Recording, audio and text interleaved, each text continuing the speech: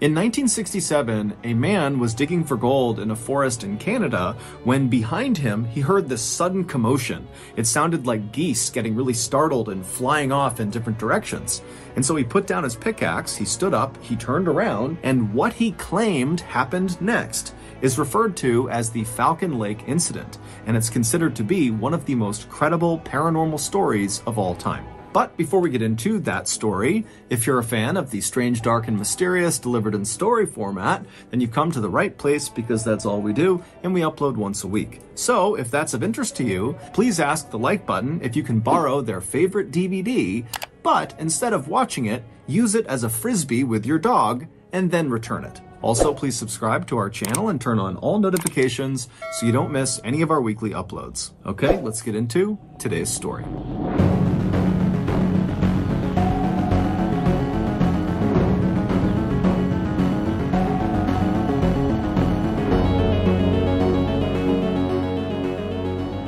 Just before 11 p.m. at night on May 20th, 1967, a 50-year-old man named Stephen McCulloch staggered into the Misericordia Hospital in Winnipeg, Canada. Stephen was so physically weak that his oldest son, Mark, was there with him, physically holding him up, carrying him into the hospital. When the nurses at the front desk saw the pair walk in, they immediately got up and walked around their desk over to these two guys and said, "Hey, what's going on? What's wrong with him?" And so Stephen at this point is so uncomfortable he can barely talk, but he takes a deep breath and then he tells the nurses that earlier that day he had been burned on his chest and stomach, and now he had this blinding headache and he was so nauseous and he could barely walk. The nurses knew clearly this is an emergency, and so they quickly ushered the pair down the hall to an exam room, and then a couple of minutes later, doctors came into the room and they asked Stephen to show them his burns. Stephen, who was already lying on his back on the exam table, slowly reaches down and grabs the bottom of his shirt and he lifts it up, and the doctors are stunned at what they see on his stomach. There was a very strange burn pattern that none of them had seen before.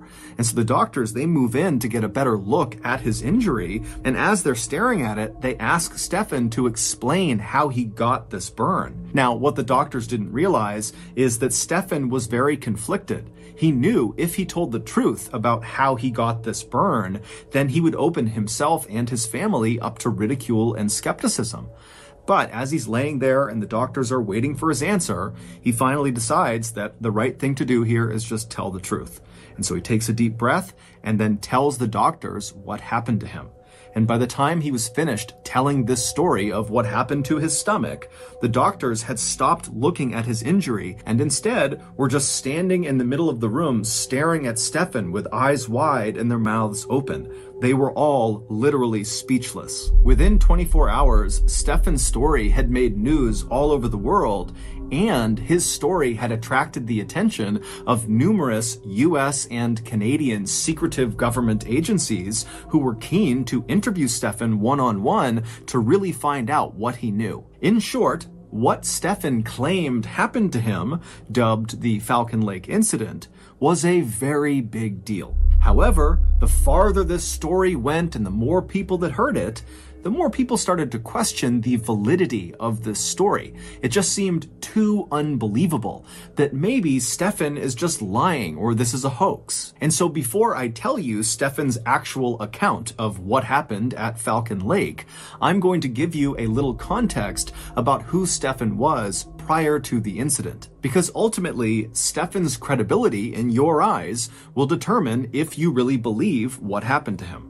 Stephen was born in the early 20th century in Poland, and when World War II broke out, he was captured by the Nazis and put into one of their concentration camps. It was called the Gross Rosen camp, and it was located in Poland. During his time at that camp, Stephen would bear witness to the Nazis perpetrating some of the worst atrocities ever committed against humanity. In total, approximately 125,000 people were held prisoner at the Gross Rosen camp, including Stephen. And of those 125,000, 40,000 of them would be killed, primarily on site at the camp, or on a Nazi-led death march. After the camp was finally liberated in early 1945, Stephen worked as a translator for the US Army, helping them continue to liberate other concentration camps across Europe.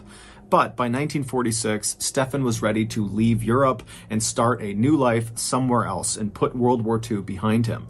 And so he and his wife, who also was held in a concentration camp during World War II, fled Poland with their 3 young kids and resettled in Winnipeg, Canada. And for the next 20 years, the McCullochs lived a very peaceful life. Stefan would find work as a mechanic at a cement factory, and his wife and his kids would make many friends and fall in love with the Winnipeg community. However, the McCullochs' life would take a sudden turn for the worst on May 20th, 1967. That was the day of the Falcon Lake incident. Stefan was a very passionate amateur prospector. A prospector is someone who searches the earth for mineral deposits, usually gold or silver. Stefan would spend much of his off time traveling all over Canada to different wilderness areas to basically hike around the forest and up over the mountains, stopping to hack into the earth with his pickaxe in hope of discovering treasures underneath the surface. Now, Stefan almost never found any treasures on any of his prospecting journeys, but he wasn't really in prospecting for the riches. Stefan just loved being outdoors and being in nature. It was very calming and peaceful for him, and considering how traumatic his earlier life had been, being in the concentration camp during World War II, finding moments of peace in his life was very important to him. And so, in May of 1967, Stefan decided to go out on another one of his prospecting trips, this time to an area called Falcon Lake. Falcon Lake is a fairly large lake located about 100 miles to the east of Winnipeg. And surrounding this lake was a big forest that Stefan had heard contained silver deposits tucked away in the hillsides. And so on Friday, May 19th, Stefan was ready to go on this trip. And so he packed up all of his prospecting equipment. He said goodbye to his wife and his kids. And then he left the house and made his way to the bus stop, where he hopped on a Greyhound bus. 2 hours later, he got off the bus at the stop closest to Falcon Lake, and from there, he made his way to this cheap motel that was right on the side of the highway. He got a room, he got a quick bite to eat in their cafe, and then returned to his room and went to bed. The next morning, May 20th, 1967, so the day of the Falcon Lake incident, Stefan woke up early, right around 5 a.m. And by 5:30 a.m., he had all of his equipment either in his backpack or on his belt, and he was making his way out of the motel's front doors. Right outside of this motel was the highway that ran left to right, and on the other side of that highway was this huge forest that Falcon Lake was deep inside of. And so after Stefan left the motel, he crossed over that highway and began walking into the woods. And for the next several hours, Stefan just kind of meandered his way through the woods. He wasn't on a trail. He was just using his compass to make sure he was generally walking in the direction of Falcon Lake. At around 9 a.m., so he's been hiking now for several hours, he looked up ahead and he saw there was a clearing on the side of this hill. And so Stefan walked into this clearing, and 2 things became immediately apparent. One, he was right near Falcon Lake. From his perspective on this clearing, he could look down just a couple of 100 feet, and there was the lake. And 2, the reason this clearing existed and why no trees were growing on it at all is because under his feet was just a huge rock face, like a quartz vein that was running across this hillside. And so this was like the perfect place for Stefan to begin prospecting. And so he set his things down, he got out his pickaxe, he got his welding gloves on, he put on his welding goggles as well. They protected his eyes from any rocks that were flying as he was hacking into the ground. And then he got to work. For the next couple of hours, Stefan very diligently hacked away at this big rock, but he didn't find any silver or anything else of note. And so around 11 a.m., Stefan was hungry and tired, and so he put his pickaxe down, he took his goggles off, he took his gloves off, and he sat down on this rock facing the lake to have some lunch. And as he sat there enjoying his food, all he could hear in the distance were the sound of a few geese down on the lake making some noise, but other than that, it was totally quiet. After he was done eating, he put his gear back on and got back to work. About an hour later, at around 12:15 p.m., Stefan was still hacking away at the rock when, despite all the noise he was making as he smashed the ground with his pickaxe, he could hear a really loud commotion coming from behind him. And it turned out when he stopped the pickaxe, the commotion sounded like geese honking and going wild. And so he dropped his pickaxe, he took his goggles, put them up on his forehead, and then he stood up and he turned around and he looked down towards the lake where he heard all these these geese going crazy, and the first thing he noticed was there were some geese on the lake that appeared to be flying off in different directions like they had been startled. But what really immediately caught his attention was not the geese, but what had very likely startled the geese. And that was two bright, glowing red objects that were flying slowly across the lake towards him, kind of roughly over where the geese were.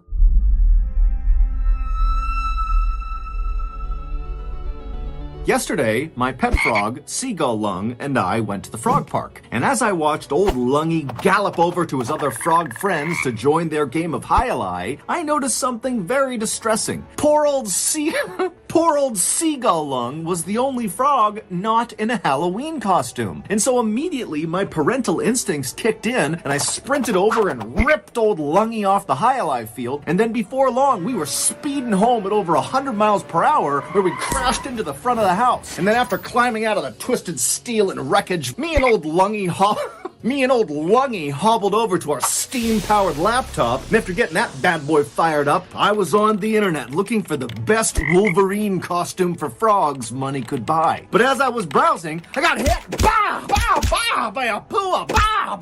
Luckily, old Lungy slapped me right in the coccyx and said, "Papa, toutefois, NordVPN." Papa, tu dois avoir.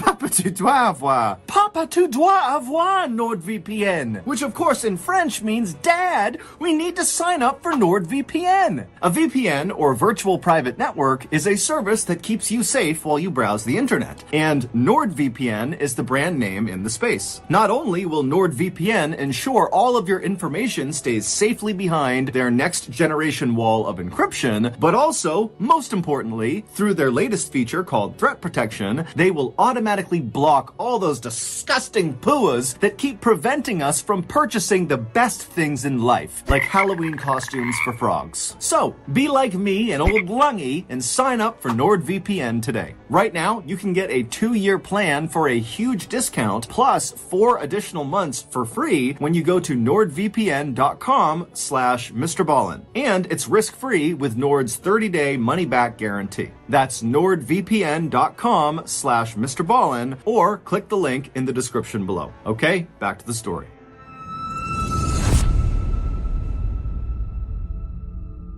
And now these objects, they were cylindrical. They appeared to be about maybe 30 or 40 feet wide. They didn't have any sort of emission coming off of them. They weren't making any noise. They were just kind of slowly making their way over towards where Stefan was. Now, as Stefan is watching this happen, he wasn't fearful. He assumed those have to be military aircraft. As it was, this part of Canada, Falcon Lake, is very remote. There's not many people around. And so logically, it made sense that perhaps there's a military that's doing training exercises in this area. And so feeling much more intrigued than fearful, Stefan just continued to watch as these red aircraft got closer and closer to his side of the lake. And then when these two craft were about 200 feet away from where Stefan was standing, they came to a stop and they were just hovering in the air. And then one of the craft suddenly turned orange and began going up into the clouds, and then at some point just vanished. And then the other craft, instead of going up, just continued descending very slowly, now very clearly towards this open rock face that Stefan was standing on. Now, again, Stefan was totally convinced that these were military aircraft, conducting some sort of exercise, and so he's not fearful. He is just intrigued by what he's seeing. And in fact, by this point, he had convinced himself that this second aircraft that was now coming down to land on these rocks must have experienced some sort of issue, and they were landing in order to fix it. And Stefan even thought to himself, well, hey, I'm a mechanic. Maybe I can help the pilot or pilots with whatever's going on with their craft. Once the craft finally did touch down on the rocks about 150 feet away from Stefan, it changed colors from red to stainless steel with an orange glow around the outside of the aircraft, and inside of this craft, a really bright purple light came on that Stefan was only aware of because there was a couple of small holes on the outside of this craft where this purple light was coming through. But these little rays of purple light coming out of this craft were so bright that it actually was hard for Stefan to look directly at the craft. And so his welding goggles were still on his forehead, so he pulled them down, put them over his eyes, and his welding goggles had a kind of tint to them, so it was like he was looking through sunglasses, and with those on, he was able to continue looking at the craft. And so through his goggles, Stefan is still just standing in the same spot where he first saw these craft, and he's watching this craft that's now landed 150 feet away from him, and he's fully expecting any minute for the pilot or pilots to come out of the craft and explain what's going on. But at first, nothing happens. And so Stefan is just standing there waiting for something to happen when he realizes he has his sketchbook in his pocket. Stefan liked to bring his sketchbook along on his prospecting trips because he liked to sketch things. And so he figured while he waited for the pilot or pilots to emerge, he would sketch the craft. And so for the next couple of minutes, that's what he did. And then after he was done sketching it, he put his sketchbook away, and then really nothing happened for about another 30 minutes. He just stood there and the craft remained motionless. But after about 30 minutes of the craft having landed, it opened. There was like a sliding door on the side of the craft facing Stefan, and it revealed the beautiful, bright purple interior of this craft. But from Stefan's perspective, because of how bright the lights were and how far away he was, he couldn't tell what was inside of the craft. But Stefan's thinking, okay, clearly now the pilot or pilots are coming outside. And so Stefan felt really relieved, and he was just standing there waiting to talk to whoever was inside. But again, nothing happened. And so now, feeling just plain curious, Stefan decided, you know what, I'm going to walk over there and I'm going to yell into this open door to the pilot or pilots inside and make sure they're okay. And so he starts slowly making his way across the rock face towards this craft and this open door. And when he gets about 60 feet away from the craft, he suddenly stops because now he can hear from inside of this craft the sound of two voices talking to each other. He can't really tell what they're saying, but very clearly there is communication happening inside of this craft. And so Stefan assumed that must be the pilots, and so he called out to them in English. And the second Stefan yelled out to this craft, the voices immediately came to a stop, and they did not respond to Stefan. And so Stefan is calling out to them in English, hey, are you okay? What are you doing in there? And when English didn't work, Stefan called out in Russian. He called out in German, Italian, French, Ukrainian. And when all of those didn't work, he went back to English and just continued kind of calling out, trying to get them to please come out and talk to him. But he got no response and no one came out of the craft. And so at this point, Stefan thought, okay, I'm totally committed, so I need to keep going and make sure the pilot or pilots are okay. And so he continued walking closer and closer to this open door of the craft, and when he got about 10 feet away, he was suddenly struck by the incredible craftsmanship of this craft. He couldn't see any rivets anywhere on this amazing piece of machinery, meaning this craft appeared like it had somehow been carved out of one enormous piece of steel, which seemed totally impossible. Also, Stefan noticed there were no insignia on the outside of this craft. There was no flag or anything kind of denoting who was flying it. There was really nothing on the outside of the craft. But Stefan just kept on going until he was standing right outside of this open door. He's only a couple feet away from it, and now he's looking directly inside, and he doesn't see the pilot or pilots. And in fact, because of how bright this purple light is coming out, even with his goggles, it's really hard to see what's inside of this craft. But he can clearly see inside there is some sort of panel in the back of the craft with lots of flashing lights, almost like a computer, and there were other kind of columns of light moving around inside the craft at different angles. But after looking in this craft for only a few seconds, the door suddenly slid shut. And then Stefan, without really thinking about it, reached out and touched the craft.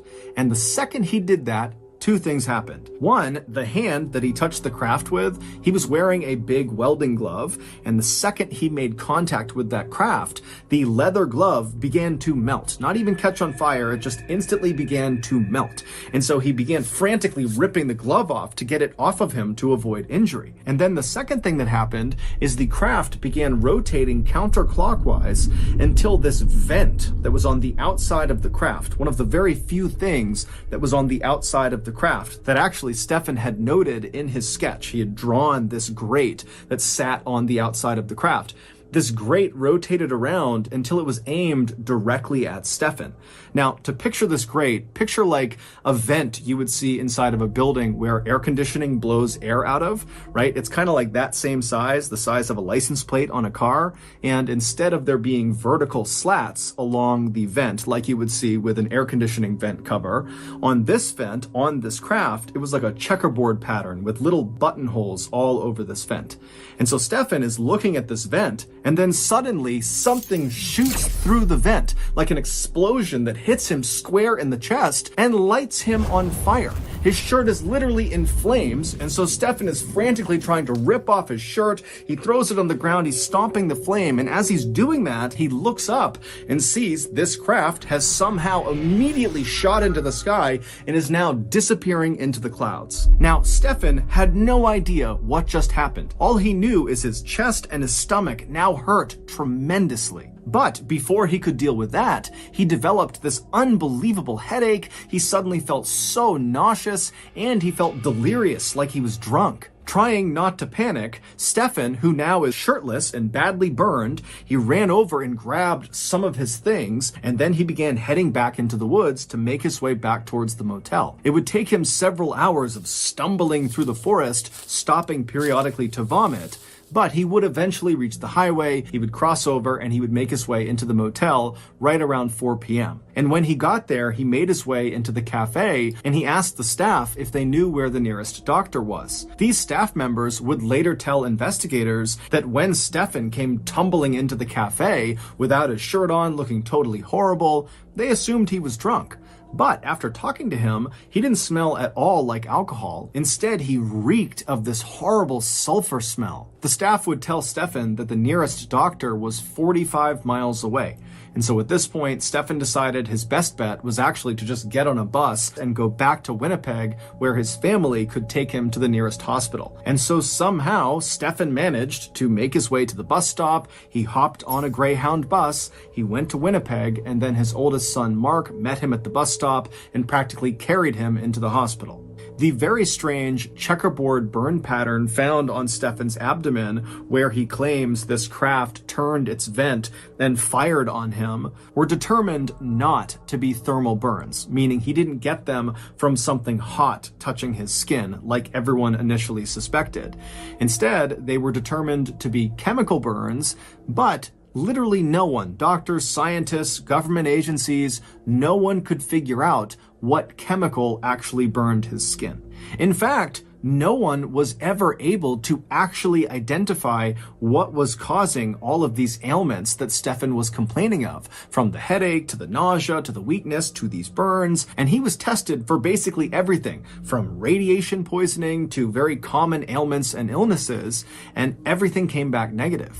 Experts would go out to Falcon Lake, to the area that Stefan described seeing this craft, and sure enough, they would find an open rock face, and right around the area that Stefan described was this circular burn pattern, as if something had been perched right there that shot some sort of exhaust into the ground, and the area around this landing site was determined to be highly radioactive, although it is assumed that the reason that area is radioactive is because there is a vein of radium that runs underneath the rocks near the area. However, what no one could explain away were the 3 identical pieces of what looked like metal, which actually turned out to be a very rare type of silver, that were located near this burn circle. Now, even though the Falcon Lake area was known apparently for having silver deposits up in the hillsides, this silver, these 3 pieces of silver, were not from the hillsides of Falcon Lake. This silver was heavily manufactured.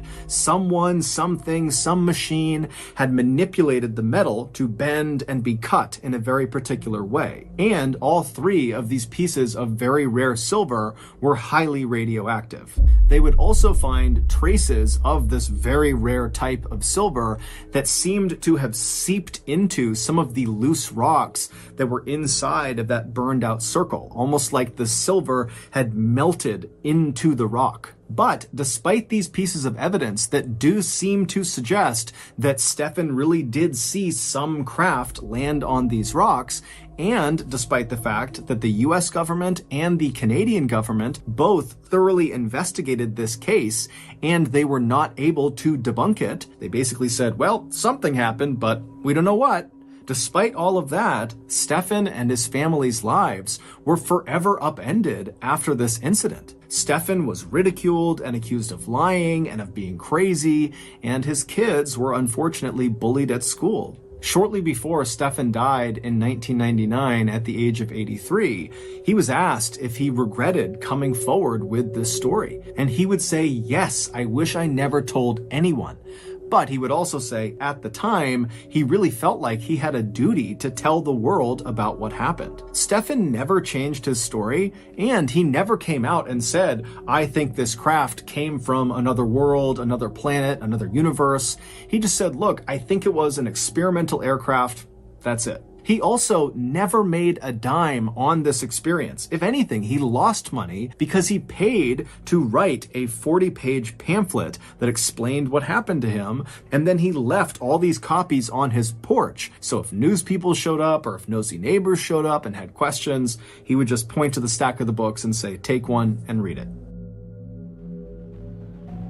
So that's going to do it. If you got something out of today's episode and you haven't done this already, please ask the like button if you can borrow their favorite DVD, but instead of watching it, use it to play frisbee with your dog and then return it. Also, please subscribe to our channel and turn on all notifications so you don't miss any of our weekly uploads. We have a podcast called the MrBallen Podcast that puts out brand new podcast exclusive episodes on Monday mornings, and on Thursday mornings, we upload the remastered audio of our best YouTube videos. Right now, that podcast is available on all platforms, but starting on November 1st of this year, 2022, the podcast is going to be exclusively available on Amazon Music. We have a registered 501c3 charitable organization called the MrBallen Foundation that makes it as easy as possible for you to join me, my family, and my team in supporting those whose lives have been most impacted by violent and heinous crimes. Monthly donors to the MrBallen Foundation Honor Them Society will receive free gifts and exclusive invites to special live events. But the real reward is helping to create a new ending to the story for victims of violent crime. Go to MrBallen.Foundation and click on Get Involved to join the Honor Them Society today. We also have 2 additional YouTube channels. One is called MrBallen Shorts. The other is called MrBallen en Espanol. We also put out near daily content on TikTok, Facebook, and Snapchat. All of those pages are just called MrBallen. If you want to get in touch with me, please follow me on any major social media platform and then send me a direct message. My username on all platforms is just @MrBallen, and I really do read the majority of my DMs. We also have some really cool merchandise, so head on over to shopmrballen.com to have a look. And if you have a story suggestion, please submit it to our subreddit just called MrBallen. It's linked in the description below. So whether I see you on Twitter, Instagram, TikTok, Reddit, YouTube, Facebook, other YouTube channels, the podcast, wherever, just know that I really appreciate your support. And until next time, that's going to do it. See ya.